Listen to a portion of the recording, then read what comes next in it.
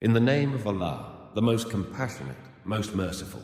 All praise is for Allah who has revealed the book to his servant, allowing no crookedness in it, making it perfectly upright, to warn the disbelievers of a severe torment from him, to give good news to the believers who do good, that they will have a fine reward in which they will remain forever, and to warn those who claim Allah has offspring.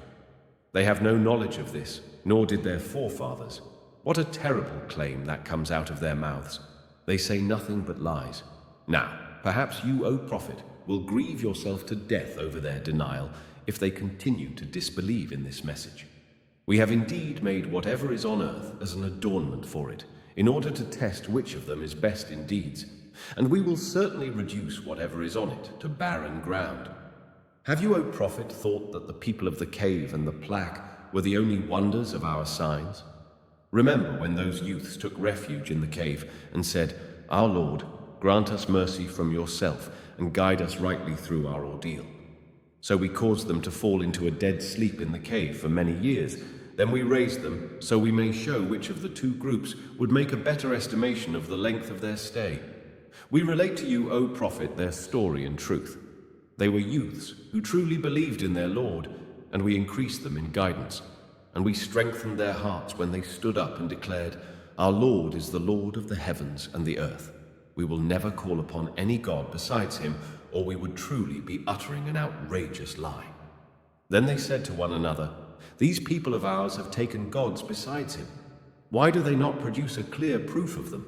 Who then does more wrong than those who fabricate lies against Allah? Since you have distanced yourselves from them and what they worship besides Allah, take refuge in the cave. Your Lord will extend his mercy to you and accommodate you in your ordeal."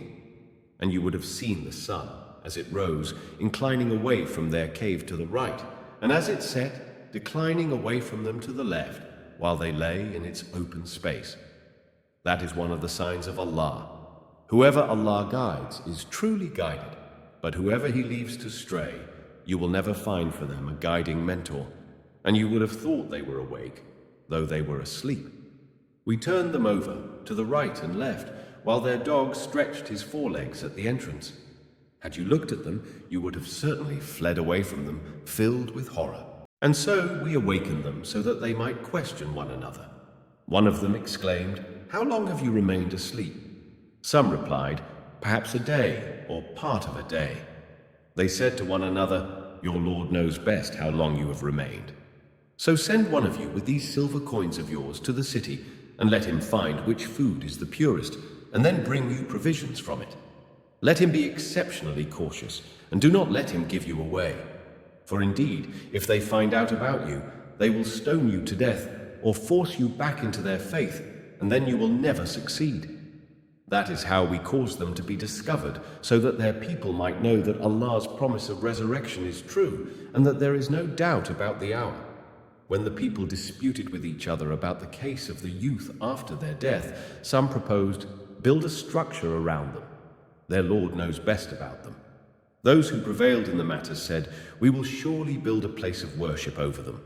Some will say, "They were 3, their dog was the 4th, while others will say, "They were 5, their dog was the 6th, only guessing blindly." And others will say, "They were 7, and their dog was the 8th. Say, O Prophet, my Lord knows best their exact number. Only a few people know as well. So do not argue about them except with sure knowledge, nor consult any of those who debate about them. And never say of anything, 'I will definitely do this tomorrow,' without adding, 'if Allah so wills.' But if you forget, then remember your Lord and say, 'I trust my Lord will guide me to what is more right than this.'" They had remained in their cave for 300 years, adding 9. Say, O Prophet, Allah knows best how long they stayed. With him alone is the knowledge of the unseen of the heavens and the earth, how perfectly he hears and sees. They have no guardian besides him, and he shares his command with none. Recite what has been revealed to you from the book of your Lord. None can change his words, nor can you find any refuge besides him, and patiently stick with those who call upon their Lord morning and evening, seeking his pleasure. Do not let your eyes look beyond them, desiring the luxuries of this worldly life, and do not obey those whose hearts we have made heedless of our remembrance, who follow only their desires, and whose state is total loss. And say, O Prophet, this is the truth from your Lord. Whoever wills, let them believe, and whoever wills, let them disbelieve. Surely we have prepared for the wrongdoers a fire whose walls will completely surround them. When they cry for aid, they will be aided with water like molten metal, which will burn their faces. What a horrible drink, and what a terrible place to rest. As for those who believe and do good, we certainly never deny the reward of those who are best in deeds. It is they who will have the gardens of eternity, with rivers flowing under their feet. There they will be adorned with bracelets of gold, and wear green garments of fine silk and rich brocade, reclining there on canopied couches. What a marvelous reward, and what a fabulous place to rest. Give them, O Prophet, an example of two men. To the disbelieving one we gave 2 gardens of grapevines, which we surrounded with palm trees and placed various crops in between. Each garden yielded all its produce, never falling short, and we caused a river to flow between them, and he had other resources as well. So he boasted to a poor companion of his, while conversing with him, I am greater than you in wealth and superior in manpower. And he entered his property while wronging his soul, saying, I do not think this will ever perish, nor do I think the hour will ever come. And if in fact I am returned to my Lord, I will definitely get a far better outcome than all this. His believing companion replied, while conversing with him, Do you disbelieve in the one who created you from dust, then developed you from a sperm drop, then formed you into a man?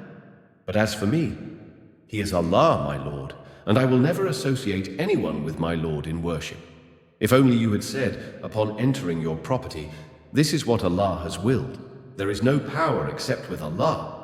Even though you see me inferior to you in wealth and offspring, perhaps my Lord will grant me something better than your garden, and send down upon your garden a thunderbolt from the sky, turning it into a barren waste. Or its water may sink into the earth, and then you will never be able to seek it out.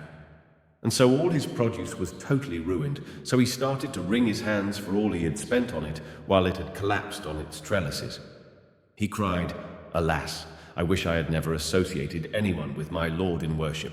And he had no manpower to help him against Allah, nor could he even help himself. At this time, support comes only from Allah, the true Lord. He is best in reward and best in outcome. And give them a parable of this worldly life. It is like the plants of the earth, thriving when sustained by the rain we send down from the sky. Then they soon turn into chaff scattered by the wind. And Allah is fully capable of doing all things. Wealth and children are the adornment of this worldly life, but the everlasting good deeds are far better with your Lord in reward and in hope. Beware of the day we will blow the mountains away, and you will see the earth laid bare, and we will gather all humankind, leaving none behind. They will be presented before your Lord in rows, and the deniers will be told, You have surely returned to us all alone as we created you the first time, although you always claimed that we would never appoint a time for your return. And the record of deeds will be laid open, and you will see the wicked in fear of what is written in it. They will cry, Woe to us! What kind of record is this that does not leave any sin, small or large, unlisted? They will find whatever they did present before them, and your Lord will never wrong anyone. And remember when we said to the angels, Prostrate before Adam, so they all did. But not Iblis, who was one of the jinn, but he rebelled against the command of his Lord. Would you then take him and his descendants as patrons instead of me, although they are your enemy? What an evil alternative for the wrongdoers to choose. I never called them to witness the creation of the heavens and the earth, or even their own creation. Nor would I take the misleaders as helpers. And beware of the day. He will say, Call upon those you claimed were my associate gods. So they will call them, but will receive no response.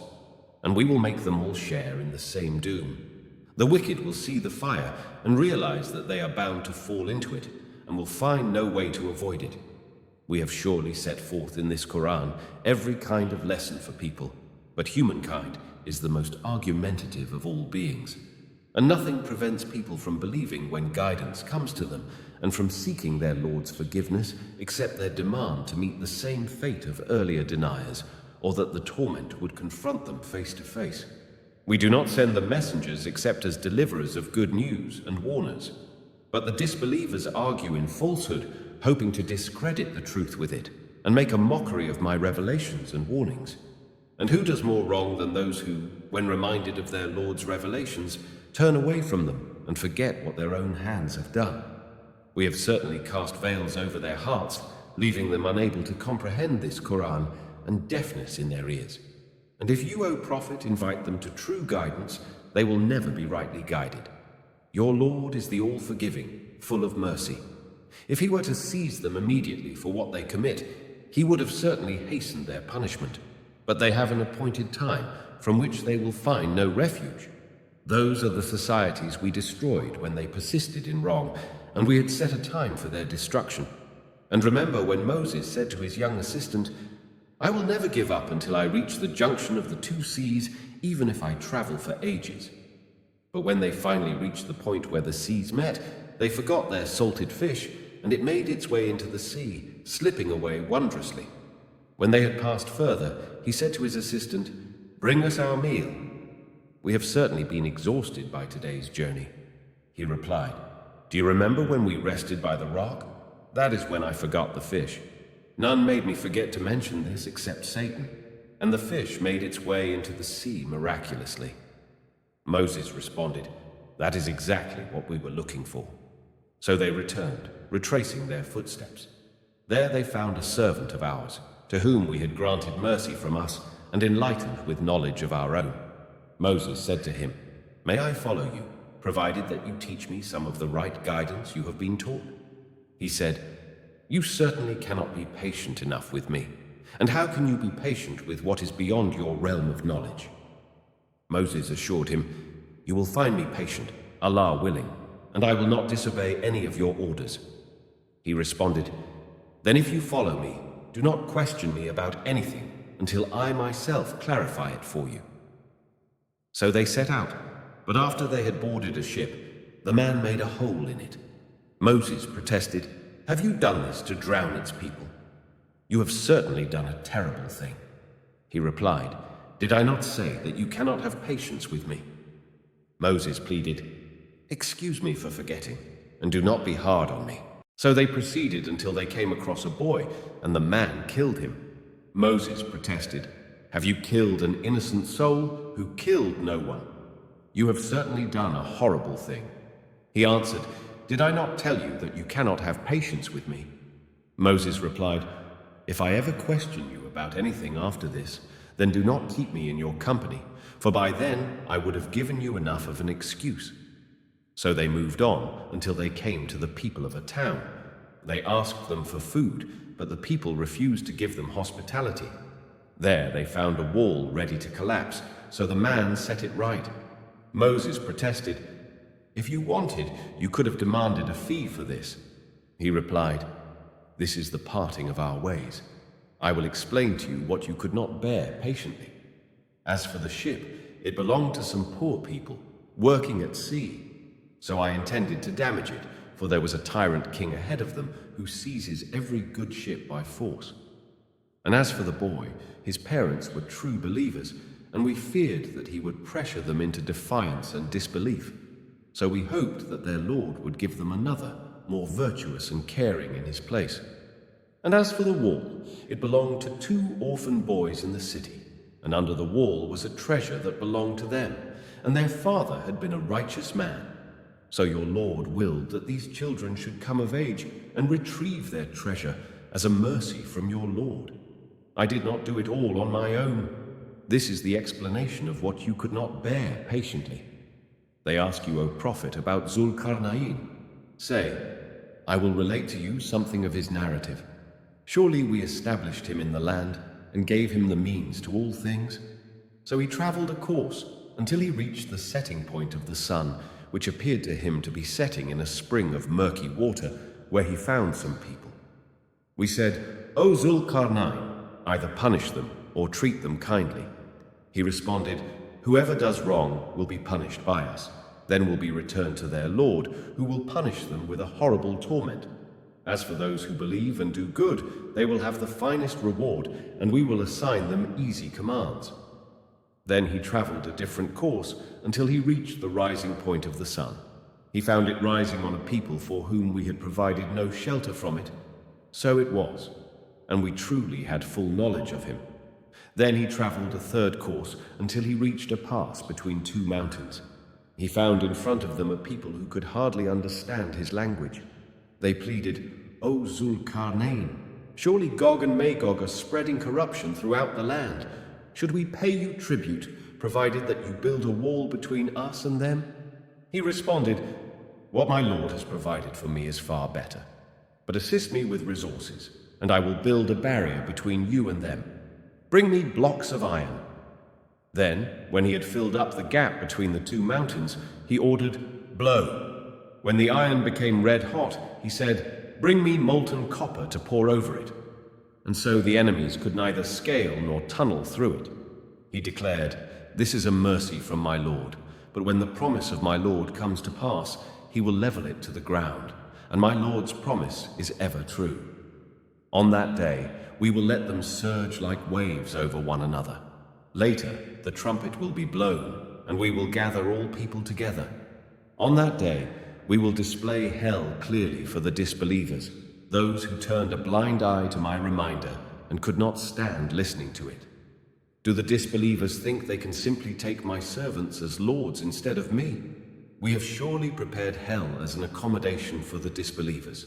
Say, O Prophet, shall we inform you of who will be the biggest losers of deeds? They are those whose efforts are in vain in this worldly life, while they think they are doing good. It is they who reject the signs of their Lord and their meeting with him, rendering their deeds void, so we will not give their deeds any weight on Judgment Day. That is their reward. Hell, for their disbelief and mockery of my signs and messengers. Indeed, those who believe and do good will have the gardens of paradise as an accommodation, where they will be forever, never desiring anywhere else. Say, O Prophet, if the ocean were ink for writing the words of my Lord, it would certainly run out before the words of my Lord were finished, even if we refilled it with its equal. Say, O Prophet, I am only a man like you, but it has been revealed to me that your God is only one God. So whoever hopes for the meeting with their Lord, let them do good deeds and associate none in the worship of their Lord.